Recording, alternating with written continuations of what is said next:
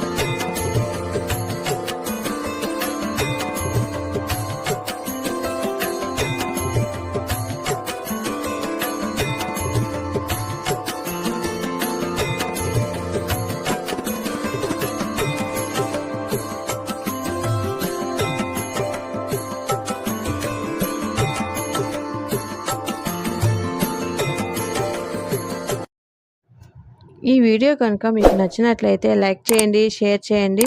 కొత్తగా చూస్తున్న వాళ్ళైతే సబ్స్క్రైబ్ చేసుకోండి. Thank you for watching.